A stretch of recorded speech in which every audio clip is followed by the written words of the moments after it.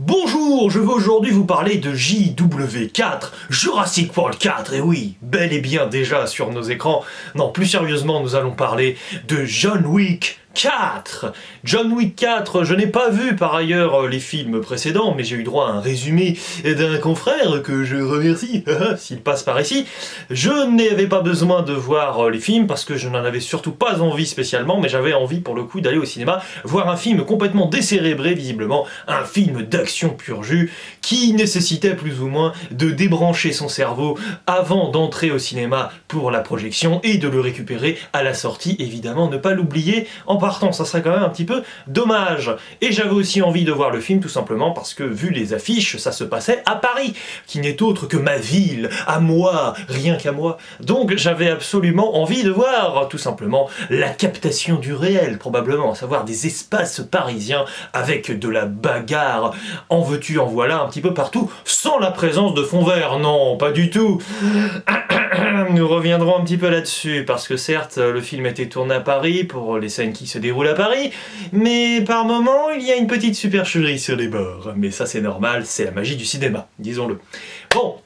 Alors, le scénario, ça va être très facile à résumer. Nous avons John Wick qui est poursuivi un peu par tout le monde, notamment par la table, les grands vilains méchants pas beaux, qui veulent tout simplement l'attraper pour le tuer, visiblement, avec évidemment sa tête qui est mise à prix, forcément, avec des sommes pharaoniques. Bon, on précisera que les joueurs de foot gagnent beaucoup plus que les sommes qui sont ici abordées. C'est pour ça que ça m'a rappelé Jurassic World 2, avec ces histoires d'enchères de dinosaures. La petite référence au début n'est pas complètement anodine maintenant que j'y pense. Bref, nous avons donc la table qui a comme nouveau chef un gars qui ne respecte pas du tout les règles, oulalalala, c'est le marquis de Carabas tout simplement, et c'est un Français incroyable, un Français qui est interprété par un acteur anglais. Et alors, incroyable, parce qu'il parle anglais pendant la plupart du film, ça c'est normal, on est dans un film américain, mais alors des fois il te sort des phrases en français, et comme ici le film se destine à un public français, dans la salle de cinéma dans laquelle j'étais, un peu logique, et bien forcément quand il sortait, quand il baragouinait en français, il n'y avait pas de sous-titrage. Et alors quand le gars disait « le centre Georges Pompidou », on peut encore comprendre, mais alors des fois il te sort des phrases et tu ne comprends littéralement que dalle. C'est un petit peu dommage. Bon, certes, c'est un détail, parce que le plus important, c'est que nous avons donc là un méchant qui est complètement nul, c'est-à-dire le méchant ultra cliché qui essaie de faire peur à tout le monde, mais ça ne fonctionne pas, qui à un moment, forcément, aveu d'échec, essaie de faire des blagues, mais du coup, tu te demandes un petit peu là où on est tombé. J'ai même pensé, vu que le film dure 3 heures, que c'était en réalité un sbire du vrai grand méchant que nous allions découvrir plus tard, mais non, c'est bel et bien lui le méchant, donc c'est un petit peu dommage et regrettable. Et donc forcément John Wick veut se débarrasser de ce méchant, mais s'il le tue de manière un peu trop conventionnelle, eh bien ça n'ira pas du tout, parce que forcément il y aura un remplaçant qui sera trouvé à ce grand fou, et donc le fou sera remplacé par un autre. Donc il faut essayer de le tuer en utilisant des règles, blablabla, bref, scénario nul, prétexte surtout à de la bagarre, c'est tout simplement l'idée. Et alors les scènes de bagarre, c'est vrai, sont vraiment réussies, c'est-à-dire qu'elles sont très bien chorégraphiées, il y a une véritable démonstration technique à bien des égards dans le métrage, on a quand même un moment, un plan zénithal, plan séquence qui est vraiment majestueux, on a une vraie réussite, on a un travail de luminosité la plupart du temps dans le film, et ça c'est très très important, c'est très très bien, on a des effets un moment avec de la pluie, bon très bien, mais alors vient pour moi le problème de ces scènes d'action, il y a aussi d'ailleurs j'y pense, petite parenthèse, un personnage aveugle qui utilise une technique assez astucieuse pour arriver à localiser les personnes dans l'environnement, excellent aussi, ça c'est très bien, mais le problème c'est que ces scènes sont pour moi trop longues, parce que là évidemment on ne joue pas du tout sur le réalisme de la situation, et donc on ne va à aucun moment craindre pour la survie de notre héros, à savoir John Wick, tout simplement parce que John Wick est un personnage qui se tire de tous les pétrins, ça on le comprend parfaitement. Qui plus est, on en a un peu rien à carrer du personnage, parce que le film d'ailleurs ne cesse de nous répéter que le personnage n'est plus qu'une coquille vide, donc un peu dur d'avoir un attachement quelconque pour ce bonhomme, je suis désolé, sauf si on a vu peut-être les John Wick précédents, et à partir de là on se rattache à ce qu'on a connu de lui pour être un petit peu concerné par ce qui se passe ici. Bref, effet Matrix 4, c'est clairement ça, le film ne vaut pas grand chose en lui-même, donc il est obligé de t'accrocher à ce qu'il y avait avant, dommage. Keanu Reeves, ouais. Il est bien gâté en ce moment. Et donc, Keanu Reeves, par ailleurs, qui joue vraiment bien, hein, mais il n'a pas beaucoup matière à être dans une proposition si incroyable que ça, en dehors donc des scènes de bagarre, puisque bon, le personnage n'est pas très passionnant. Il entretient des relations avec les autres personnages qui sont pas très réjouissantes non plus, si ce n'est, il y en a une au début qui pourrait être intéressante, mais le personnage en question disparaît du film, mais vous le reverrez dans la scène post-générique, et donc dans John Wick 5, évidemment, super, on est content. Donc pour moi, côté scène d'action, il y a donc une réussite, on va dire, dans les faits, mais c'est un problème de rythme. C'est-à-dire qu'à un moment donné,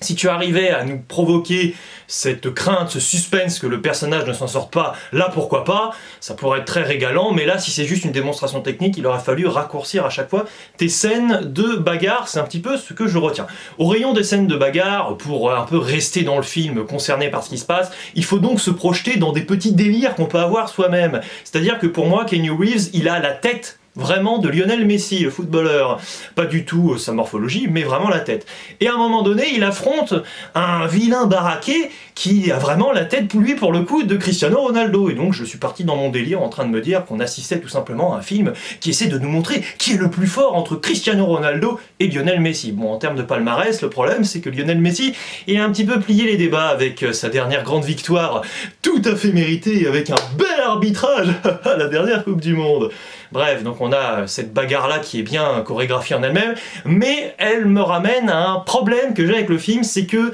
certes, plus tard dans le film, on va être à Paris, et là, il faut plus du tout chercher le réalisme, mais lors de cette scène Lionel Messi contre Cristiano Ronaldo, il y a pour moi un problème, c'est-à-dire que nous avons une bagarre entre les deux dans une sorte de discothèque mafieuse, si l'on veut, et encore, non, on a l'impression que c'est un public un peu normal, pas des mafieux, et les personnes autour ne savent pas quoi décider, c'est-à-dire les personnes se rendent compte en effet qu'il y a une bagarre, qu'il y a des coups de pistolet, des coups de couteau qui sont juste autour, et ils réagissent, mais à la fois ils continuent quand même de danser, et là t'es dans un entre-deux qui est pas agréable. Pour moi ça ne fonctionne pas. T'aurais assumé que c'est complètement surréaliste que les personnes continuent de danser autour d'une bagarre, pas de problème. Tu aurais aussi été très réaliste à ce moment-là pour le coup, en te disant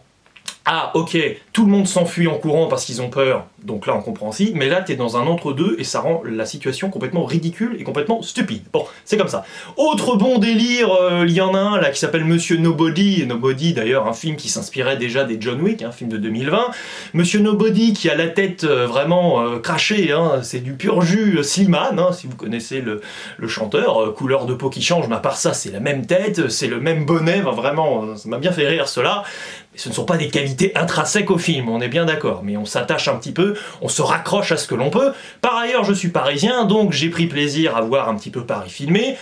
On a quelques moments de fond vert qui sont un peu ridicules, parce qu'en réalité, c'est vrai qu'il y a des moments qui sont un peu compliqués en termes de luminosité, donc forcément,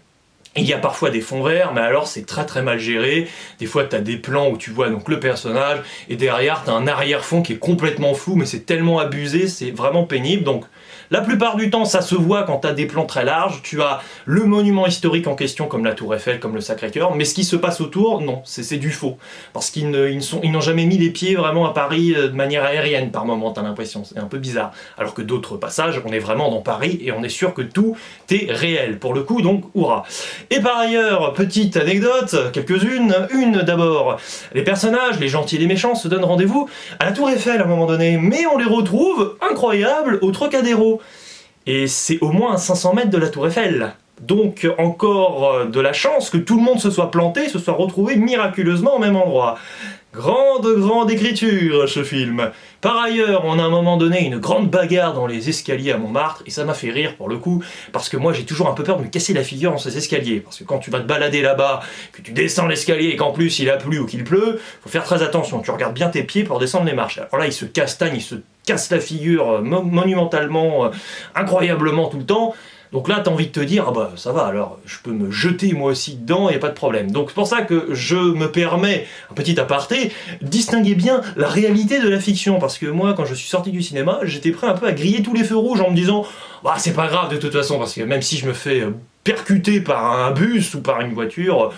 je vais me relever aussi vite, parce que John Wick c'est ça, hein, il tombe du 4e étage parisien, mais il est déjà debout dans la minute qui suit. Donc c'est très bourrin, c'est pas forcément les films que j'affectionne particulièrement, j'ai pu y trouver mon compte, vous l'avez compris, pour des éléments qui sont pas des vraies réelles qualités intrinsèques au métrage, donc c'est un peu problématique. Si jamais vous ne vous sentez déjà pas trop, vous, public visé, si vous n'êtes pas très intéressé par John Wick en tant que tel, et si vous n'êtes ni parisien, ni il y avait particulièrement de grands délires un peu imaginatifs concernant les acteurs ou les personnages que vous allez voir dans ce métrage. N'hésitez pas dans les commentaires à me dire ce que vous avez pensé de ce film, qui est clairement dans les plus faibles que j'ai vus cette année, ni désagréable, ni profondément agréable, c'est un film assez terne que j'aurais donc vu. Il ne me reste plus qu'à vous dire ciao et à la prochaine. Tching. Oh, devrais-je dire ciao et à la prochaine.